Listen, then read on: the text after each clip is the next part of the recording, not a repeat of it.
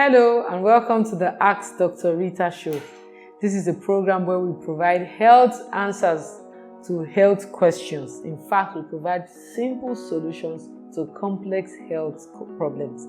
Today, I'm going to be telling you some natural remedies for bacterial infection. Now, what I mean is that I'm going to be telling you some natural things that have antibiotic properties in them. These are things that God has created that you can eat. So suppose you find yourself in a place where you find yourself in a situation where you've been treating, because I get this a lot. I've been using a lot of drugs, I've been trying to treat, and the symptoms still keep coming. What do I do? Knowing that you said we cannot remove all the bacteria are normal flora, so what can we do? So there are certain things that you can eat that can help your body's resistance. Remember that one of the things that bacteria does is that it can be opportunistic. So when you eat some of these things that I'm going to list out shortly, they are going to help your body to be at the top notch where it can, do its work of prevention of bacterial infection or invasion of bacteria or overgrowing of bacteria in certain areas of your body. So it doesn't matter which part of the body you're experiencing this. Some of the things I'm going to be mentioning, you can apply them topically. That means you can put them on your body. Some of them you have to ingest, and some you can ingest and put on your body at the same time. I'm going to indicate shortly. But if this is your first time of coming, why don't you subscribe? Why don't you click on the notification button so that you can get to be informed when we post a new video? And then also, don't just subscribe, don't just get notification, get at least 10 or 15 or 20 of your contacts to also come and know these things. In this channel, we provide you with natural remedies. We're going to be telling you the things that you need to do, need to eat, you need to add to your diet, you need to add to your routines that can help you. Remember that nature is always your best bet. I mean, what other means would you be able to use to keep your body in its best shape, if not from natural means? Because, your body will be used to it. So let's dig in, let's dive in. All right, so one of the first things that you can do, which I'm sure you are very familiar with, is garlic. In fact, I have a garlic insertion therapy. If you go check the video on PID, there's the garlic insertion therapy there for people who have pelvic inflammatory diseases. So I'm not going to go over that again. Please go to that video and watch the video and see how to use garlic if you're a female and you have been diagnosed with a pelvic infection, you have pelvic inflammatory disease, you have infection around your vaginal areas and all that. So go there and go see what you can do with garlic. Now, that's for insertion, that's an application. Now, what if you want to do a garlic therapy? What should you do? Well, you can add garlic to your diet. Garlic is very strong, so adding it to your diet increases your body's, when you consume it, your body uses it, your immune system, it provides your body with required nutrients and then helps to increase and fortify your immune system. Another means apart from adding garlic is you can swallow garlic like a pill. So you take a small chunk of garlic, you chop it into one small piece of garlic, you peel it, you chop it into small cube, and then you swallow it like a drug. Yeah, it works wonders. I can assure you, it does that. So you can do that. But the downside of garlic is that garlic is a thinning agent. That means that it has a tendency to make your blood to be thin. So if you are already on blood thinning medication, you may want to stay away from garlic or use it for some time and stop it. But I usually advise people, when you do your garlic therapy, max 2 weeks, you stop and you can change to something else. So I would advise you to just be on garlic forever and ever so that your blood doesn't get too thin and then you now have clotting problem. So you see, even though garlic is natural, if you don't apply it properly, it can land you some serious health problems. But garlic is a natural antibiotic. Another natural antibiotic is peppermint. Peppermint is in the mint family. So you can get the peppermint oil. You can apply it on an area. Please, if you're going to apply any essential oil, remember that you ought to dilute the oil in another carrier. For instance, peppermint oil, you can mix it with coconut oil, you can mix it with almond oil, you can mix it with any carrier oil of your choice, but do not drop peppermint oil directly on an open injury. So people have sores on their body on their legs, on any part of their body that has refused to heal, peppermint will do you a lot of benefit. It will help to regenerate. Cell regeneration is one of the advantages of it, but remember to dilute it in it. Another essential oil is eucalyptus. Eucalyptus is also good. You can mix it with tea tree oil. Tea tree oil also has some antibacterial properties. Remember, we're talking about natural antibiotics. Now, so if you have a sore, you have an injury, maybe on your scalp, on any part of your body, and it's not healing, or you want it to heal faster, then you can use these essential oils, but remember to dilute them in ratios of 1 to 5.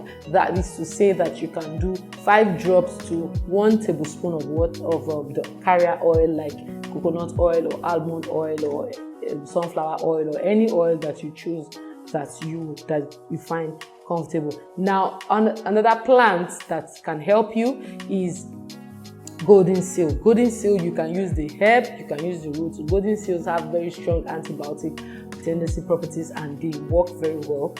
So you can take golden seal, you can have that in form of a tea. Then another thing that has antibiotic properties are echinacea. Echinacea is very good. They are very good. You can use the trunk, you can use the roots, you can use the seed, the leaves. So in any of the parts of this plant can be useful for you.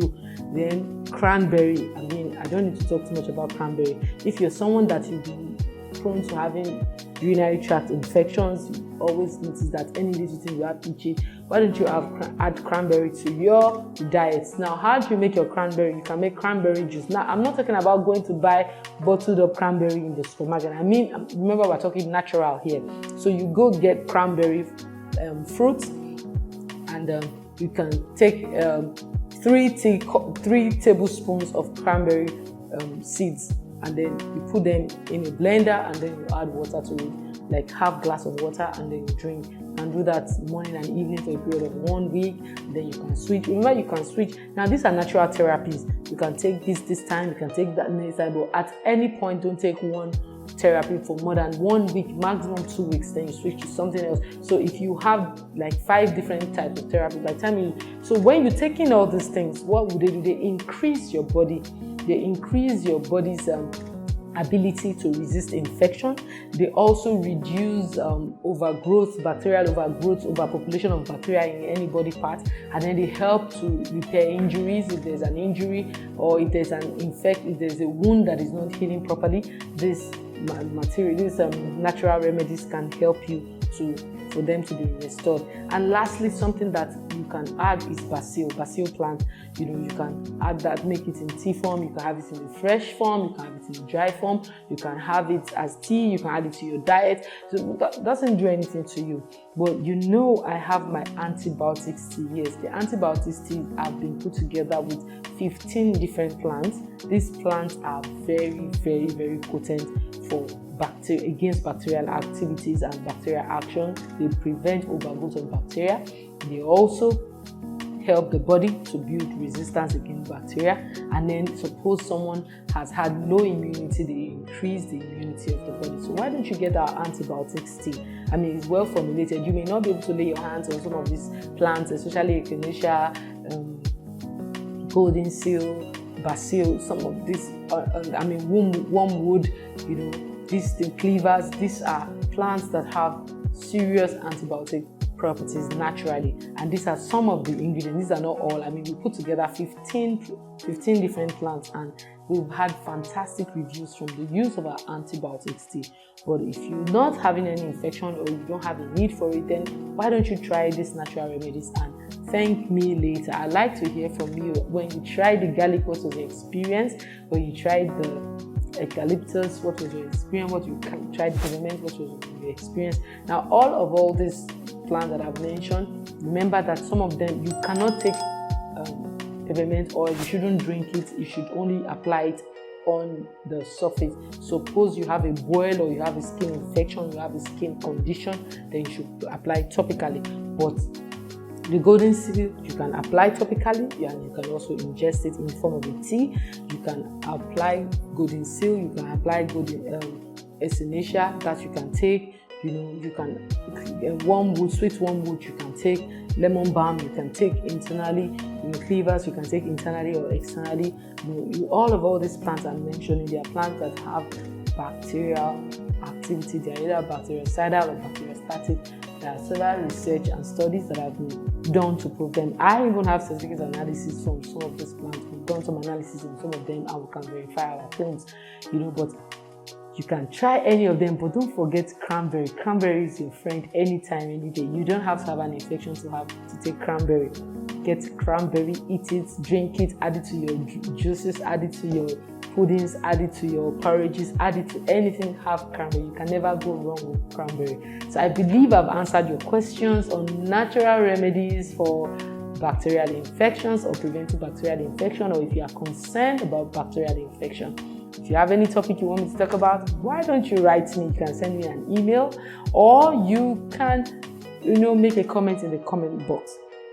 But it's important that you take note of these things that we have shared with you and use them and tell others about us. So don't forget to subscribe, don't forget to like, and don't forget to share our page and recommend our page to other people. So till next time, stay well. We're still providing you simple solutions to complex health issues. Bye from me.